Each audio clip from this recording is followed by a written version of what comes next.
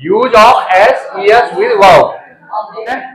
कुछ वर्ब ऐसे होते हैं, कुछ क्रिया शब्द ऐसे होते हैं जिनके अंत में क्या होता है, एस या ई एस आता है। समझ में आ रहा है? मैं वही आऊंगा फिर। कुछ क्रिया शब्द ऐसे होते हैं जिनको सिंगुलर नंबर सब्जेक्ट एक आदमी के साथ यूज करने में उसके आगे क्या लगता है, एस या ई एस लगता है। वर्ब यहां लिखा है, देखो इसको समझो।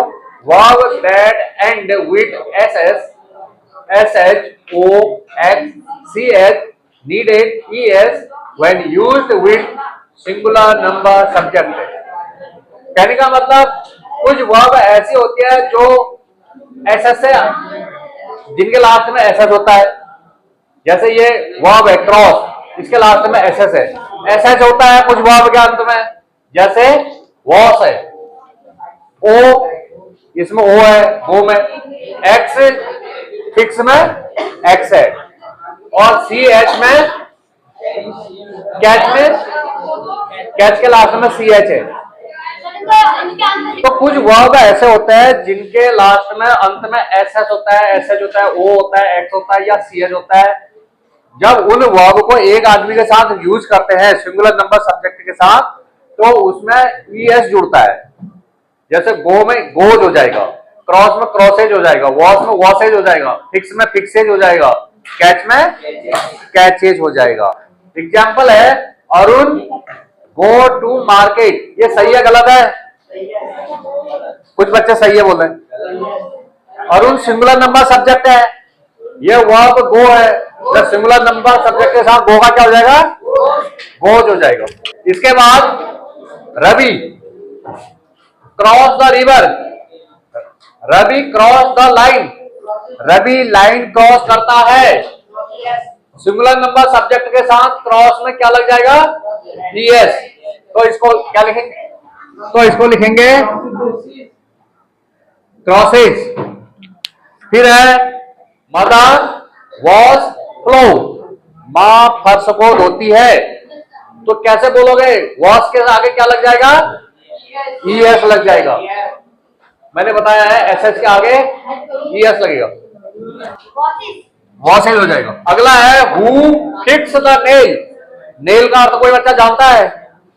नेल का अर्थ जानते हो, नाखून। और इसके अलावा कील को भी नेल बोलता है। यहां लिखा है हु फिक्स द नेल, कील किसने ठोकी। एक बच्चा मैंने करा बीच में, पढ़ाई में ध्यान नहीं है, keep quiet please. Who fixes the nail क्या हो जाएगा, राजन क्या हो जाएगा, हु फिक्सेज, फिक्स का फिक्सेज हो जाएगा। ये हो जाएगा हु फिक्सेस द नेल, कील किसने ठोकी। Abdul catch the kite, Abdul catch the kite, Abdul पतंग पकड़ता है। काइट में से क्या होता है, पतंग। तो क्या आएगा इसमें, कैच का क्या हो जाएगा, कैचेज, कैचेज। ये अब्दुल सिंगुलर नंबर सब्जेक्ट है, एक आदमी है, इसके लिए वर्ब में एस या ई एस लगेगा। मैंने बताया सी एच वाले क्रिया शब्द के साथ ई एस लगता है। तो लिख देते हैं इसको, अब्दुल कैचेज द काइट। ये बहुत इंपॉर्टेंट है।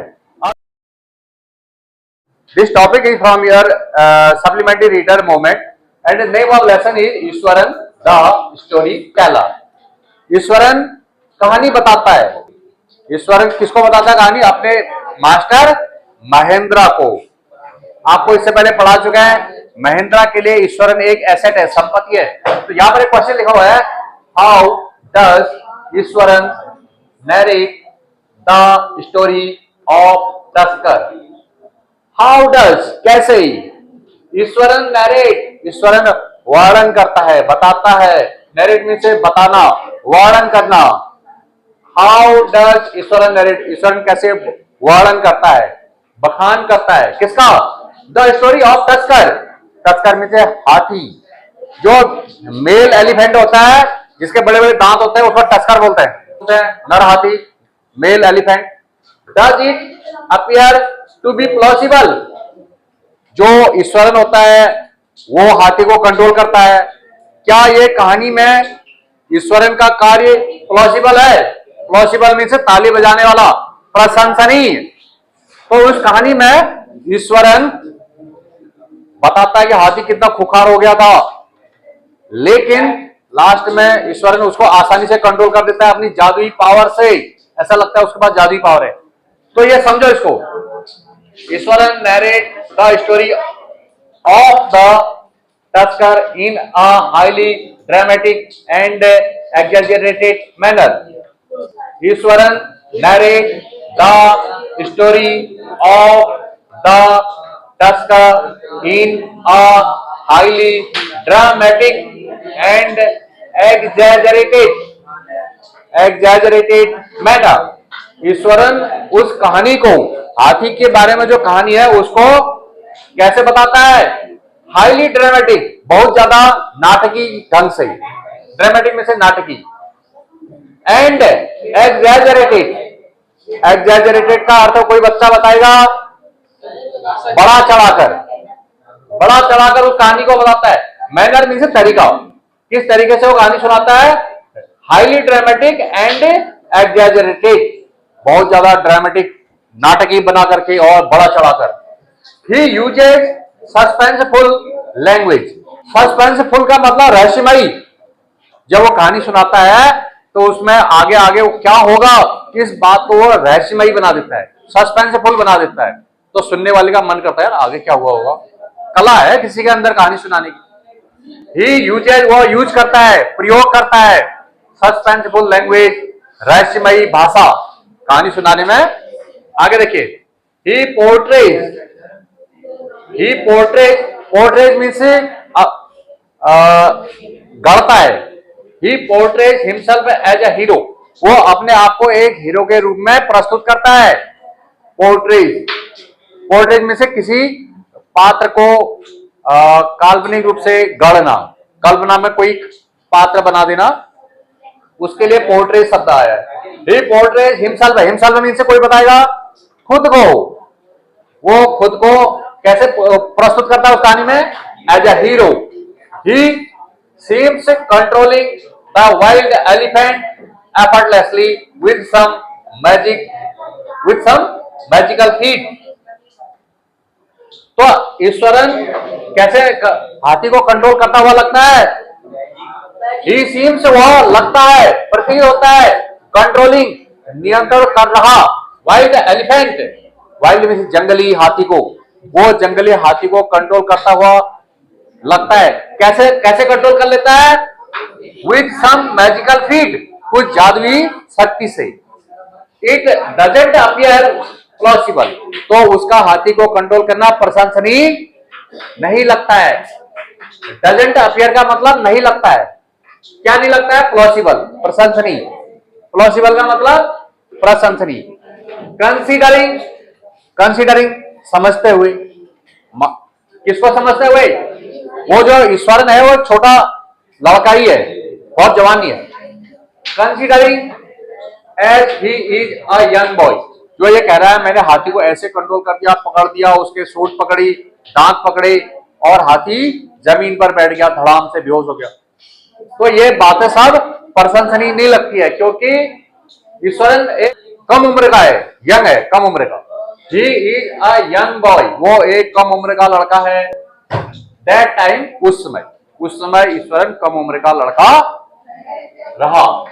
He was a young boy that time, वो उस समय एक कम उम्र का लड़का था, छोटा लड़का था।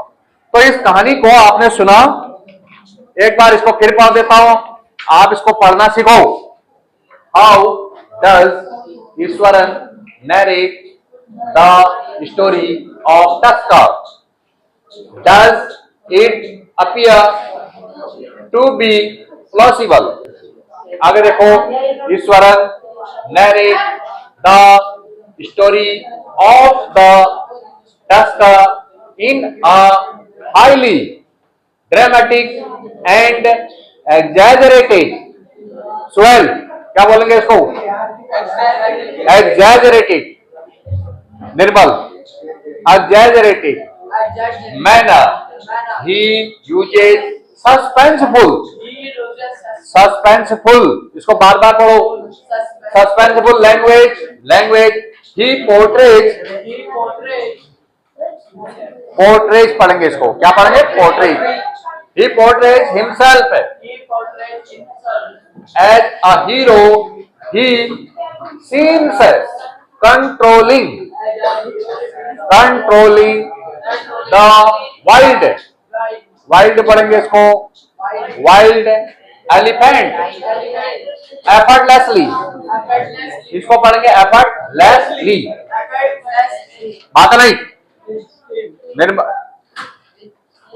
अरे पीछे अनुज, इसको पढ़ेंगे एफर्टलेसली। क्या पढ़ेंगे इसको? दुर्गेश पढ़ो। With some magical theme. फिर देखो, इट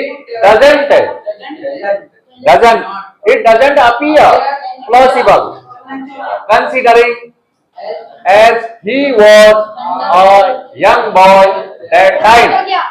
तो इसको तुम दोबारा सुनोगे तो कुछ न कुछ दिमाग में घुसेगा, इसलिए सारे बच्चे घर से फिर से पढ़े एक बार।